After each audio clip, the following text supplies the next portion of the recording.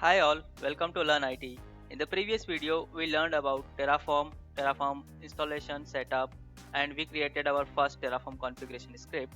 And in this video, we will learn about Terraform project structure. We'll look into Terraform input-output variables and data sources, and we will learn about Terraform language and its syntaxes. And we will go through AWS VPC Terraform configuration, and we'll look into all the VPC components and how to define them using Terraform CLI.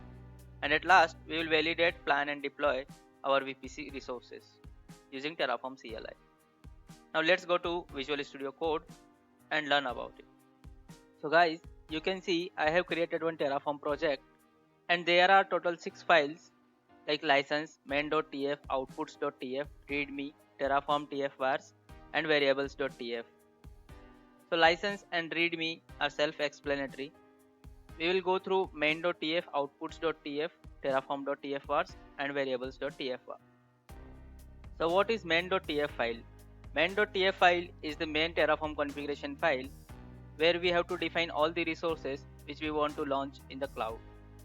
If we talk about outputs.tf file, this is the file where we can define the output variables which we want to see after the execution of our Terraform configuration. So here I have defined VPC ID as well as security group ID. So any information that you want to get post execution of your Terraform configuration, you can mention under outputs.tf file. And next we have terraform.tf-vars file and variables.tf file. So under variables.tf file, we can define all the input variables that we are going to use in our main.tf file. So whatever input variables we want to declare, we can declare under variables.tf file, and respective values which we want to pass to our main configuration, we can define those values under terraform.tf-vars file. Now let's talk about some rules and syntaxes we should follow while writing the Terraform configuration files. So the first rule is when we have to define any multi-line comments, we can use /* and * as start and end delimiters. And if you want to write any single line comment, you can use #key, #, or you can also use //. But hash is recommended by Terraform. If we talk about indentation, we have to follow 2-space indentation, and after every resource or component definition block, we can leave one empty line for better readability. And at last, when we are creating multi-attributes resources like we have here, so all the single line attributes we have to define without empty lines, and make sure all the equals are aligned properly for better readability. And if there is any object like tags object here as an attribute, then you can leave one empty line between single line attributes and object attributes. Now let's go through this complete configuration and understand it. So the first component here I have mentioned is Terraform configuration, and inside this I have mentioned that we need a provider because we want to launch configuration for AWS cloud. And the next we have provider details block, where we have mentioned the credentials profile that we want to use, and also the region where we want to deploy all the resources. The next definition block is for data. We want to load all the availability zones which are available for this region, and we want to use this availability zones variable while defining our private and public subnets. The next is a resource for S3 bucket. We already looked in our first Terraform video. And the next is AWS VPC. So this resource will create a virtual private cloud, and inside this I am using a CIDR block as where.vpc_CIDR. Now this vpc_CIDR variable is getting loaded automatically from our terraform.tf-vars file, and here we have defined vpc_CIDR as 10.0.0.0/16 as CIDR range, and this value will be used in our main.tf. Next we have instance tenancy. So I have mentioned default, which means Instances will be launched on shared physical server. This physical server can be shared by multiple AWS accounts. And next we have tags, and under tags I have provided name as learnit.demo.vpc. And the next resource is for AWS Internet Gateway. AWS Internet Gateway will help us to create a public route under public route table. To create an internet gateway, we have to use AWS underscore internet gateway as a resource name, and we have to provide VPC ID, and I am providing here the reference of VPC which we are creating using the same Terraform configuration, which is demo underscore VPC. You can see here I have provided demo underscore VPC, and we are referring to the same VPC. This internet gateway will be launched under this VPC. The next resource we have here is AWS underscore subnet. We have to use AWS underscore subnet syntax to create a subnet under a VPC. And for subnet attributes, we have to provide VPC ID under which our subnet will be created. So I have provided again the same demo underscore VPC, which is getting created in the same Terraform configuration.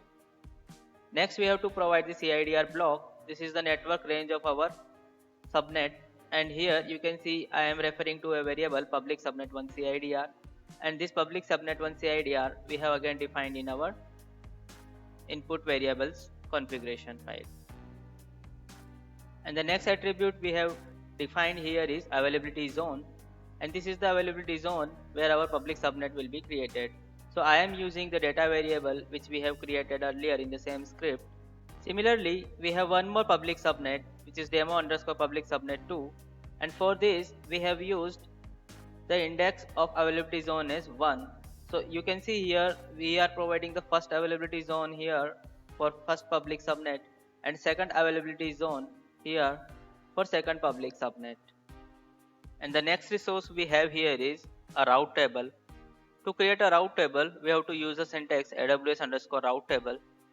And for route table attributes, we have provided VPC ID because we want to create this route table under VPC, which is demo underscore VPC.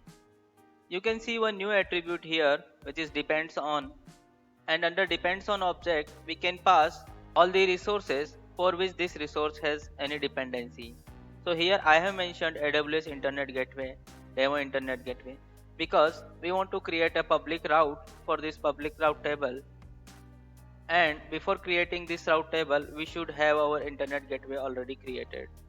So I have created a dependency. Now in the next line we have a new resource, that is AWS route. Okay, so let's apply the white line space rule here first, because we want to group single line attributes first, and we should have one white line space. Okay, so if we look at the AWS route resource, we have to specify route table ID for which this route will be created, and for destination CIDR block I have mentioned all public IPs because we want to create a public route for public route table, and under gateway ID I have mentioned the internet gateway ID which we are creating in this configuration only. So using this public route we can create a public route table, and we can associate those public route table to our public subnets.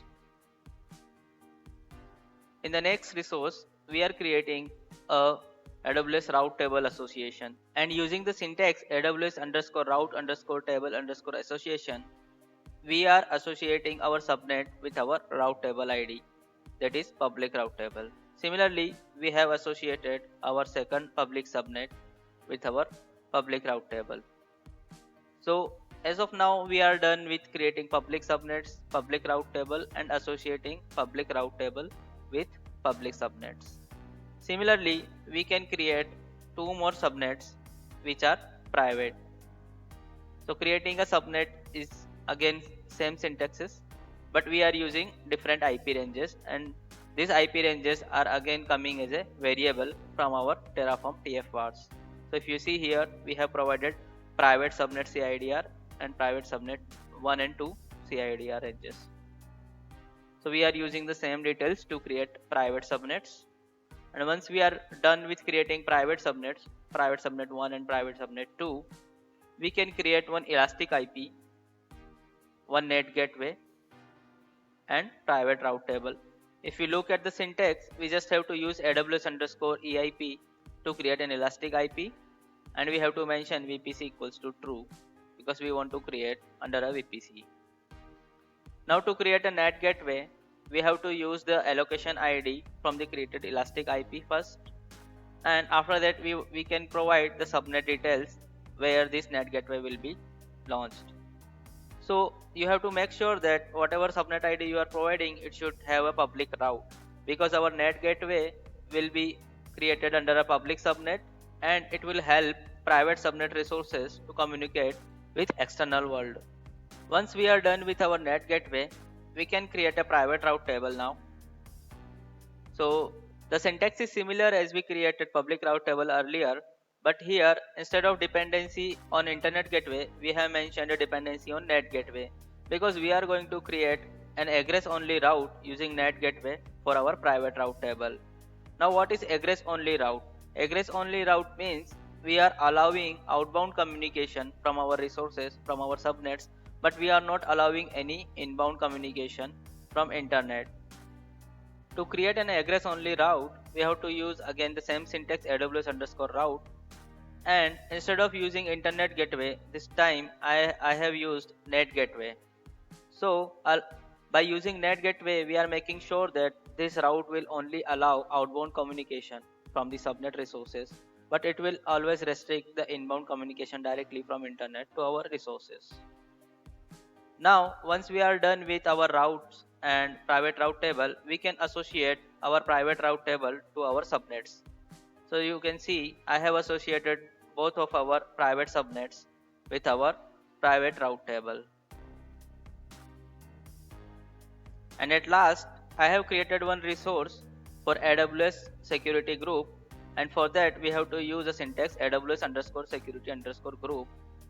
And to create it, we have to provide a minimum 3 attributes. The first one is name, description, and VPC ID. So name and descriptions are optional, but VPC ID we have to mention, under which we are going to create this security group. And for this security group, I have created one more resource, that is security group rule.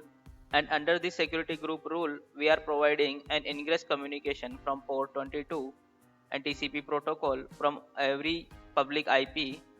You can also mention your custom IP range from where you want to SSH into your instances. And at last, we have an attribute security group ID where we have mentioned the demo security group ID. So this security group rule will be associated with demo security group that we have created.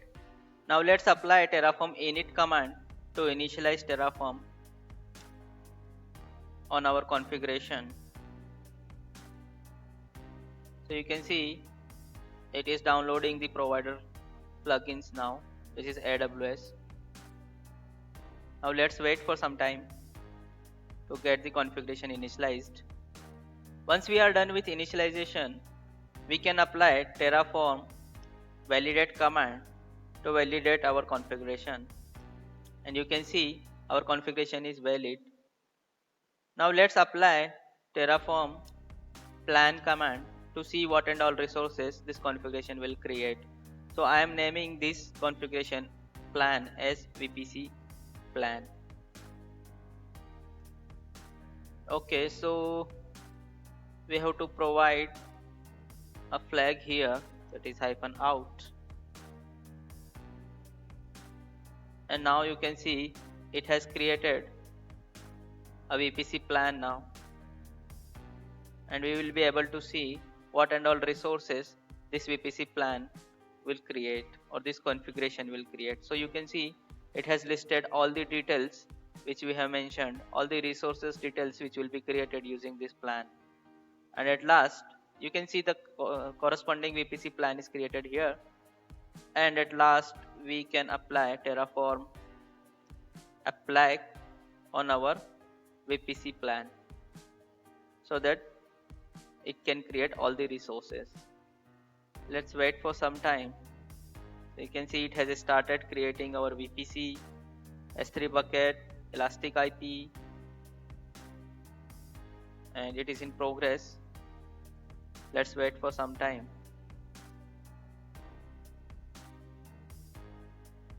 So guys, in this video we learned how to create a custom VPC using Terraform, how to configure all the components of VPC like public subnets, private subnets, internet gateway, net gateway, public route table and private route tables. Also how to get the data availability zones for the region and use them to create multi-AZ public or private subnets. Today we also learned how to use input variables in Terraform configuration and how to define output variables for the resource details. So guys, you can see it has created all the resources using our configuration, and at last it has also provided security group ID and VPC ID, which we have mentioned under outputs.tf. So we had declared we wanted VPC ID and security group ID in the outputs post execution of this Terraform configuration. Thank you for watching this video. In the next video, we will learn how to create multi-module Terraform configuration project and how to link child modules to our root module.